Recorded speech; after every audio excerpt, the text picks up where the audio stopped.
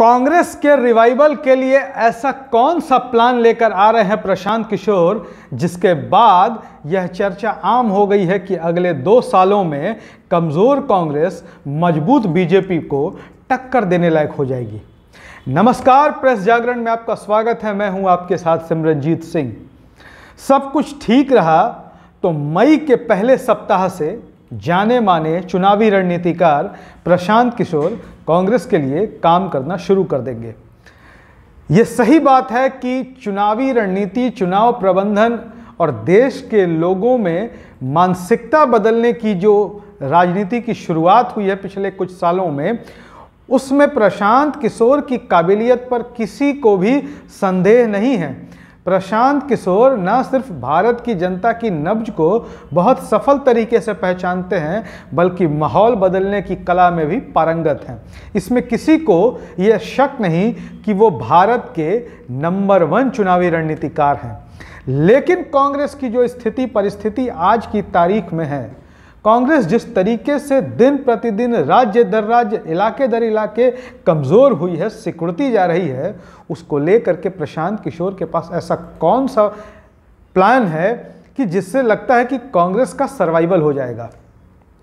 हम आपको बताएं कि ये जानकारी सबको है कि पिछले दिनों प्रशांत किशोर ने कांग्रेस अध्यक्ष सोनिया गांधी के आवास 10 जनपथ पर एक लंबा चौड़ा प्रेजेंटेशन दिया था, और जिस समय प्रशांत किशोर ये प्रेजेंटेशन दे रहे थे वो आत्मविश्वास से लबरेज थे।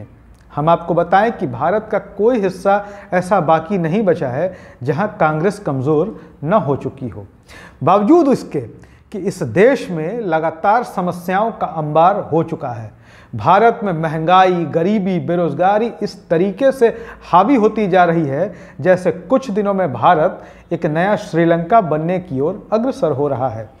कई विश्लेषक तो यहाँ तक कहते हैं कि भारत में आज जिन फसलों की बुआई चल रही है, श्रीलंका में वही फसल आज काटे जा रहे हैं। यह भी कहा जा रहा है कि भारत में सामाजिक ताना बाना जिस तरीके से ध्वस्त हो चुका है, भारत दूसरा पाकिस्तान बनने की ओर भी अग्रसर है। और जिस तरीके से सरकार का कामकाज चल रहा है, वैसे में लगता है कि कहीं कोई तालिबान तो भारत पर शासन नहीं कर रहा। खैर, ये बात रही विश्लेषकों की। हम बात कर रहे हैं प्रशांत किशोर की कि प्रशांत किशोर कांग्रेस के लिए ऐसा क्या लेके आने जा रहे हैं जिससे ये ग्रैंड ओल्ड पार्टी, बहुत ज़्यादा मजबूत हो चुकी भारतीय जनता पार्टी को टक्कर देने जा रही है। सबसे पहले तो हम आपको बता दें कि प्रशांत किशोर ने जो सबसे पहला प्लान सोनिया गांधी को समझाया है वो यह है कि पूरी तरीके से ध्वस्त हो चुके और चरमरा चुके कांग्रेस के संगठन को बहुत मजबूत तरीके से न सिर्फ पंचायत, न सिर्फ गांव, बल्कि बूथ स्तर पर मजबूत करना होगा। प्रशांत किशोर ने यह भी समझाया है कि किस तरीके से कांग्रेस के संगठन को एक बार फिर से बनाया जा सकता है। इसके साथ ही प्रशांत ने कैडर बेस प्रोग्राम की भी वकालत की है। उन्होंने यह समझाया है कि देश में जो बीजेपी विरोधी वोटर हैं उनकी तादाद बहुत ज़्यादा है, लेकिन वो कई हिस्से में बढ़ जाते हैं। कहीं वो कांग्रेस के साथ चले जाते हैं, कहीं वो तृणमूल कांग्रेस के साथ चले जाते हैं, कहीं वो केजरीवाल के साथ चले जाते हैं, कहीं जगनमोहन रेड्डी के साथ हो जाते हैं। तो ऐसी स्थिति में कांग्रेस को कैडर प्रोग्राम पे फोकस करना होगा और जो भाजपा विरोधी वोटर है उनको कांग्रेस के साथ लाने की कवायद शुरू करनी होगी। तीसरा प्रशांत किशोर ने जो प्लान किया है वो है कम्युनिकेशन का, कि किस तरीके से कांग्रेस अपनी बातों को, सरकार के विरुद्ध हो रही बातों को रोजाना 50 करोड़ लोगों तक पहुंचा पाएगी। इस पर प्रशांत किशोर का फोकस है। इसके अलावा कांग्रेस में तेज तर्रार प्रवक्ताओं की नियुक्ति, जो हर सही, गलत और विपरीत मामलों में भी न्यूज चैनलों पर बैठ करके सामने वाले प्रवक्ता को, यानी कि बीजेपी के प्रवक्ताओं को खामोश कर सके, इस पर भी उनकी चर्चा हो रही है। सोशल मीडिया को लेकर के देश भर में जैसा माहौल बना है, तो प्रशांत किशोर कांग्रेस में एक मजबूत सोशल मीडिया की टीम चाहते हैं कि रोजाना 20 से 25 करोड़ लोगों तक कांग्रेस ने इस देश के लिए क्या किया है और बीजेपी ने इस देश के लिए क्या बुरा किया है, उसको लोगों के सामने लाया जा सके। और पांचवी जो एक सबसे बड़ी महत्वपूर्ण चीज़ उन्होंने कही वो है गठबंधन की राजनीति।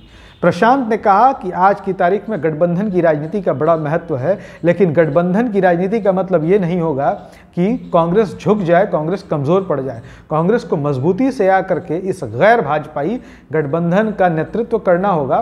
कई राज्यों में जहां कांग्रेस को अकेले चल करके बीजेपी को परास्त करना होगा, क्योंकि आने वाले समय में इन अगले कुछ महीनों में कई राज्यों में चुनाव होने वाले हैं। इनमें हम मुख्य रूप से गुजरात का नाम ले सकते हैं, राजस्थान है, मध्य प्रदेश है, छत्तीसगढ़ है, हिमाचल प्रदेश है। पूर्वोत्तर के भी कई 4-5 राज्यों में अगले साल तक चुनाव होने वाले हैं। मतलब कि 2024 के लोकसभा चुनाव के पहले 12-13 राज्यों में चुनाव होंगे और इन चुनावों में कांग्रेस को अपनी ताकत का एहसास कराना होगा और उसके लिए मई के पहले सप्ताह से प्रशांत किशोर की टीम कांग्रेस के लिए काम करना शुरू कर देगी।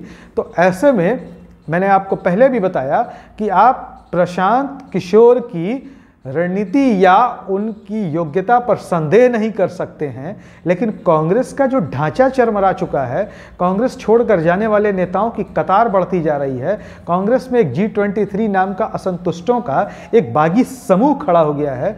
ऐसे में कांग्रेस को आगे ले जाना प्रशांत किशोर के लिए किसी बड़ी चुनौती से कम नहीं होगी। लेकिन प्रशांत किशोर ने एक शर्त और रखी है, कांग्रेस का नेतृत्व हर हाल में गांधी परिवार को करना होगा, क्योंकि गांधी परिवार ही कांग्रेस की पूंजी भी है और कांग्रेस के लिए बोझ भी है।